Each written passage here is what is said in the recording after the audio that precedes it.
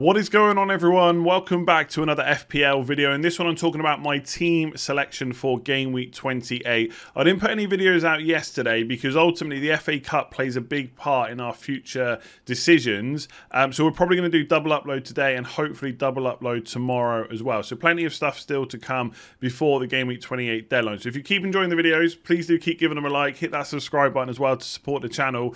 Let's quickly look at game week 27, right? So I did use my free hit. There has been so much chat about the free hit. It's been absolutely ridiculous this week that it was a bad decision, that it was just a waste of time and stuff like that. I got to be honest, I've not even compared it to what my team would have been from game week 26 had I not used the free hit, because I purposely planned to use it, right? And there's no point worrying about what the outcome was, the fact that Burnley didn't get a clean sheet, the fact that Ben Mee didn't make it past 60 minutes in the second game, that Weghorst blanked, because I wanted to do all those things, right? Like, for one example, for people that didn't free hit, some of them got like a Foster 10-pointer. People that free hit put Fernandes in. I didn't, by the way, but a lot of people did. And he should have got points, and Ben Foster shouldn't have had a clean sheet, and that would have been a big swing away from non-free hitters to free hitters. So there's a lot of outcome bias in how people are talking about it, and I think a lot of people have missed the point that the game week 26 wildcard was kind of set up for 26, 28 and 29 and game week 30 as well, and the free hit was needed to not carry a bunch of those players that just weren't good to us really over those weeks.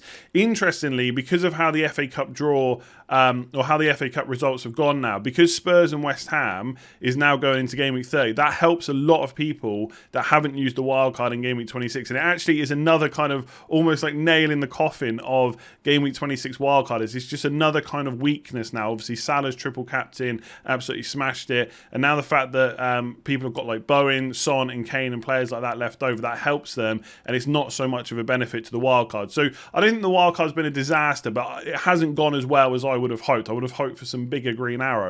But on the positive side, I did get another green arrow this week. I did get 58 points. I got a bit lucky with Maguire not playing, which meant Livramento came on. I was thinking of getting Tellez, actually. I bottled it at the last minute. He actually got 9 points, so I would have been better off sticking with that. But it was just a little bit annoying that Mahrez didn't start. And okay, in hindsight, maybe it was a bit of a risk. He didn't start the game before that either. Maybe that should have been the sign to tell us he wasn't going to play. But Sterling started. He didn't do anything. Sanchez also missed out as well. And in the end, 58 points wasn't bad. And I probably got quite lucky that players like Fernandes didn't do anything, because they absolutely deserve points against Watford. Man United should have won that game. Obviously, Kane and Son came in, and I had to free hit Cancelo back in. So I don't really have any regrets. Like, it is what it is. And in FPL, sometimes you can have a plan and it doesn't work out. But I think 58 points is okay. Game week rank of 800 odd K is not bad. Yes, it could have been better. I wish it was better, but it hasn't happened. And also, like, obviously people saying Weghorst was a bad captain. Well, he got double digits the game week before. So did Ben Mee in a double game week. It just so happens that we got it the wrong way around. We got him in the wrong week. And again, those things happen. The good thing is, because I free hit, I don't have any of these players, or I don't have most of them going forward. So I don't have triple Burnley anymore. I don't have Man City midfielders who may or may not start week to week and stuff like that. Obviously, I don't have Cancelo, which isn't great, but I think the team looks pretty good going forward. So that's it, 27 points. Let's talk about Spitch, because there's another great game week to come for that, and then we'll talk about game week 28. So happy to say that Spitch have sponsored today's team selection video. If you haven't already checked it out, it is weekly fantasy football, and there is a link at the top of the description below so you can get it downloaded, right? And there's no worrying about chips or future strategy or future game weeks or anything like that. You are literally just picking the best team you can pick for this week and this week only, and it means you can target fixtures a lot more than maybe you would do in FPL, where you're trying to kind of get a player in for 4 to 5 game weeks. And as you'll see from my team in a minute, it also means you can get in some more interesting picks that you wouldn't usually choose, because after this week, it doesn't matter. If you don't want them again, you just don't ever pick them again. Simple as that. You do need to be 18 or over. There are free games and paid for games as well. Please make sure you gamble responsibly. There's links to begambleaware.org in the link in the description below as well. Let's check out my team. So if you want to go for any of the paid events or the free events, you just click into Premier League or any of the competitions you want to play in, and then just click into which tournament you want. I've already submitted my team for the free game, which you can see top left. That's why it's greyed out. So if I go into my games and then click in, you can see my team for this week. So to give you some examples of some more interesting picks we're not really talking about in FPL, Jamie Vardy, for example, this week has Leeds. What do Leeds always do? Concede. I know they've got a new manager, but I'm not sure that's going to change too much. And because there's more points for kind of tackles, interceptions and cool stuff like that as well, I've also gone for Tielemans in my team, as well as Havertz, because if the punt doesn't pay off, it doesn't matter. Next week, I'll just pick a whole new team. And that is it. I just confirm that and job done. It's locked in. The other thing to do, there's a few links in the description, right? Top one is to download the app. The second one is to join my community, right? So get involved with this and try and compete and get the most amount of points for this week and see if you can beat me, basically. So if you want to give it a go, enter some free tournaments, enter some paid for ones. There is links in the description below to get it all done. See if you can beat my team, which is very interesting this week. Jamie Vardy is going to smash it for me. Alright, so this is my team for Game Week 28. I've only got one free transfer because I free hit last week. One thing to take note of is right here, just above my head, chips in play. I've finally written something there. I do have the bench boost active, and I don't really see too many reasons why I wouldn't have it active by the time the deadline comes, like, i.e. why I would cancel it, right? Now, my bench is Dubravka with a double game week, and Newcastle looking a bit better recently, and Brighton at home and Southampton away. It's not fantastic, but it ain't bad either. And then I've got Lacazette and Tierney against Watford away, and Van Dijk against West Ham at home. So just to answer some inevitable questions about why I'm bench boosting this week and why I'm not waiting for Game Week 36, and I'm sure there's a few people in the same boat. They're thinking about either bench boosting this week or wildcarding this week to bench boost in 29 and aren't sure whether they should hold on till Game Week 36. Now, I know it gets confusing because not everything is listed on the FPL site, but we keep talking about it as fact, right? So in Game Week 30, for example, there's still all the fixtures listed, even though we know that will not be the case soon, right? In Game Week 36, there will be a big double game week, right? It will happen, but we don't know exactly which teams it will be and which fixtures it will be. But because it's going to be so many teams, there is a high chance that when you get to Game Week 36, you're already probably going to have a pretty good squad that allows you to bench boost, maybe with kind of 2 to 4 double game week players on your bench, right? So if you're worried about saving it or not, you're probably okay to save it. But for me, because I know I've got a pretty good bench now, and I don't want to get into a situation where I may have to make transfers later on to boost my bench just to bench boost, I'm just going to use it now, basically. So that when I'm managing the rest of the season without any chips apart from one free hit, that's all I'm going to have left after Game Week 30. I just want to concentrate on transfers for my squad that make my first 11 better. And that's why I'm using it now. If you've got a weak bench or you want to use other chips, that's fine. Just save it until Game Week 36. You will probably be fine. A lot of people are going to do that. And obviously, if you're wildcarding after Game Week 30, then you can bench boost later on as well. But that is why I'm going to use mine this week. So I think I'm well set up for it, and I don't want to use it down the line. And also, I might use my free hit in 36. I'm leaving my options open. I'll either use it in 36 for the big double or Game Week 33 where there could be like a bit of a mini double that I may or may not be prepared for. Right? I just have to keep my options open. In terms of the defence, I mean, Wolves' defensive numbers are not looking quite as good as they were when I first brought them in, but obviously I have to stick with it, right? As far as double game week fixtures go, Crystal Palace at home and Watford at home is pretty decent. Obviously, Palace have done well this year. Watford have got Dennis and King. Who knows? Maybe they'll get a few goals. But ultimately, I'm okay with that defensive double up. With Luca Dean, I'm a little bit less confident because I think Southampton are playing so well at the moment. I just could see them scoring. And Leeds are always a team I would back to score. I know they're going to have a new manager. Maybe they'll go with some kind of more defensive-minded approach. I think it's Jesse Marsh. Hopefully I've pronounced that right. He seems to have a pretty similar game plan to Bielsa. Maybe isn't man-to-man marking, but overall I think they're not going to play too dissimilarly. And obviously they've still got the same squad, right? So it's not like they've suddenly got this great defensive team. Phillips is still injured as far as I know as well. But I think going forward they can still attack. And I'm just not sure about any clean sheets for Luca Dean this week. But I just have to hope for something, right? He's got that double, and I'd pretty much always play double game week players ahead of the single game week players on my bench. And obviously Trent is Trent. We don't need to talk about him. The one other thing we should talk about with defenders is transfers this week. Now, because I wildcarded in 26 and I am pretty well set up for the next 3 weeks, I don't really have any major transfers that I need to do, okay? Maybe if I could get Harry Kane in one move without selling Son or Salah, that would be it. But I can't do that. I don't have hardly any money in the bank. It's just 0.7 million. One transfer that I'm thinking about, which a lot of people will be thinking about as well, is doing a Liverpool defender to a Chelsea defender. Now, one thing to remember is Chelsea and Liverpool both have 3 games in the next 2 weeks. So just because you get the double game week for Chelsea this week, you only get a single game week next week. Whereas you get the single game week for Liverpool this week and the double next week.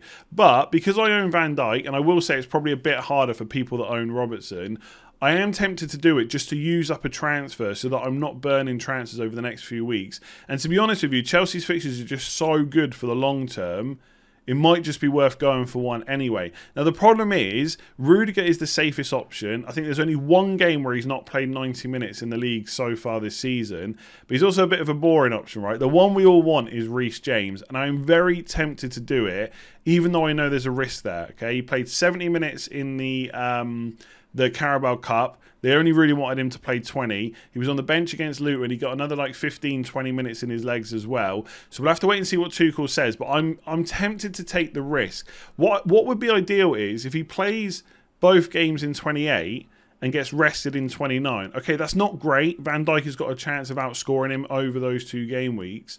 But at least in game week 29, I'm not bench boosting. And if he doesn't play, I've got a defender to cover him. I mean, I guess he would probably come on if he doesn't play, but I've got a defender to cover there if he completely misses out. So, for what it's worth, I'm not massively confident that Reece James outscores Van Dijk over the next 2 game weeks. It would be more just using a transfer and then having him outscore him over the next kind of 6 to 7 game weeks. You possibly keep Reece James all season, depending on what happens. So that is how the team is looking right now. I could easily get away with no transfers this week. The problem is I think I could do the same next week, and then I'm burning transfers, and I don't think it's worth it. Okay, so this is my midfield. I don't think I'm going to make any changes to it this week. Obviously, people with Bowen now, the fact that he plays in game week 30 is a bit of a better option, but I don't think he really improves my midfield over the next few weeks because he hasn't got a double game week. So every player you see now either has a double game week this week, Rafinha and Ramsey, or they have a double game week next week, which is Salah, Son and Saka, right? They've all got doubles in game week 29.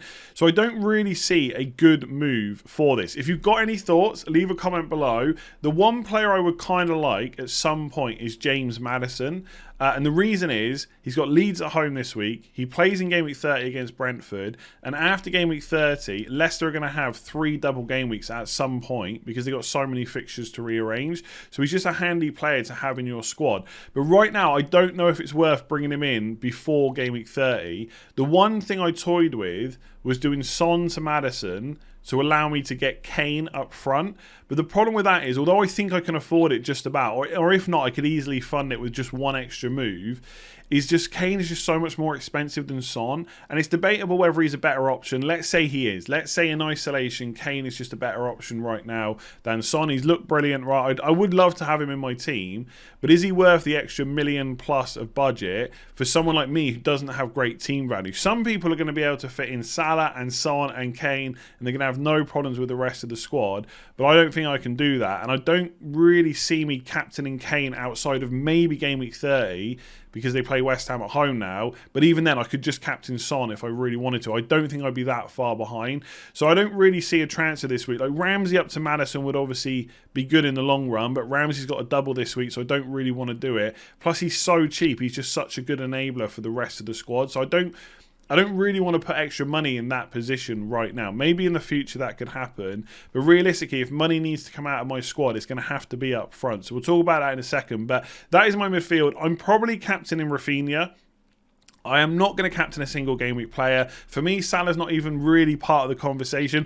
For what it's worth, I don't think Salah is that far behind most of the double game week players this week, just due to who we've got to pick from and who they're playing.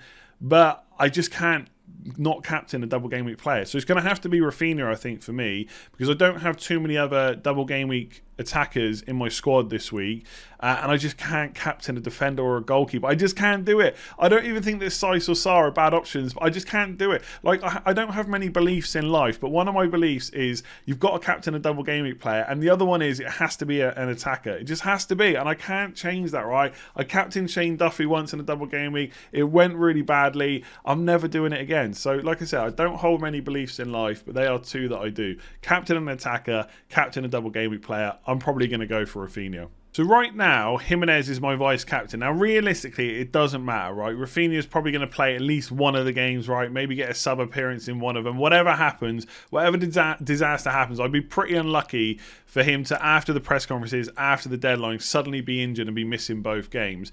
But I am a little bit worried overall about Jimenez after he got rested last week. It might just be the build-up of fixtures. I'm sure he'll start the majority going forward, but I don't know how confident I am. And to be honest, his numbers all season, like his expected goals, expected assists, have been really poor. I actually think I've been pretty lucky with the amount of points I've got from Jimenez. I've very rarely had blanks from him, like a lot of people have, because I've just had him at the right times, and sometimes you get lucky like that in FPL. Obviously, the fixtures are good, so I'm not getting rid of him this week, because if he does play both, there is a chance of points. But I think long term, unless I'm going to go for Harry Kane, and I'm just not sure I'm going to, just because of the money, then I think Jimenez and Lacazette is too much money up front. I just don't think they're going to get enough points, and I think going forward, that money is going to be either better spent in midfield, maybe upgrading Ramsey to Maddison, or it's going to be better spent in defence, where we might still want 1 or 2 Liverpool defenders, maybe 1 or 2 Chelsea defenders as well. Because let's not forget, Chelsea have still got extra fixtures to rearrange, and their fixture run's ridiculous without the double game weeks, and they're a great defence, right? So going for kind of double Chelsea could be a good move going forward, but I'm going to need money from somewhere. So at some point, Lacazette or Jimenez will probably be downgraded. And I don't know who to. It'll be someone cheap, right? Not even that I'm expecting too many points from, just that I need the money from. So I've already got Broja, so it could be King, it could be Dennis, it could be even Pookie, right? Who knows? I might just go for one of them. It'll probably be one of the Watford boys, to be honest, but just to get some money out of that forward line. But right now it's staying. If anything, I'm actually tempted to switch the vice captaincy to Broja, because I think Southampton are playing so well. He got rested last night, and then he came on and he scored as well against West Ham. And I think the fact that he got rested just shows that he is absolutely, if we didn't already know, first choice for Southampton, and is probably going to play both those games. And arguably, you could probably make a point that he's maybe the best captain out of my team this week.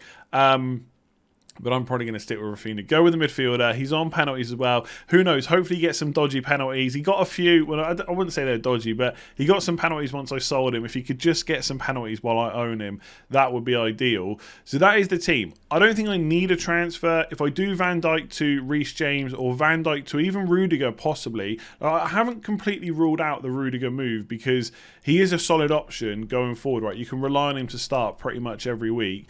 And if I did that, I would just bench Saka. So I'd play the Chelsea defender and bench Saka. The question is, would I captain that Chelsea defender if I bring them in? Because Burnley and Norwich are good fixtures. I think one of the downsides is they're both away. You'd always prefer to have your kind of captain at home in at least one of the games. And Rudiger's just not exciting enough for me to captain.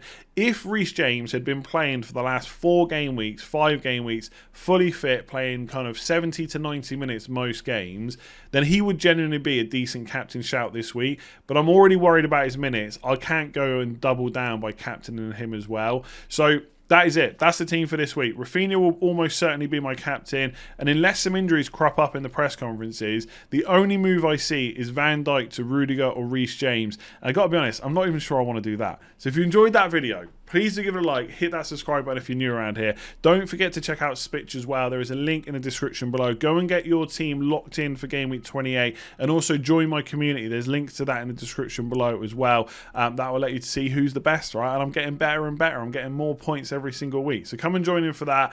Link in the description below. Otherwise, I'll catch you later on for another video. I'm not quite sure what yet, but we will have another one tonight, and then hopefully a couple tomorrow as well. I'll catch you soon.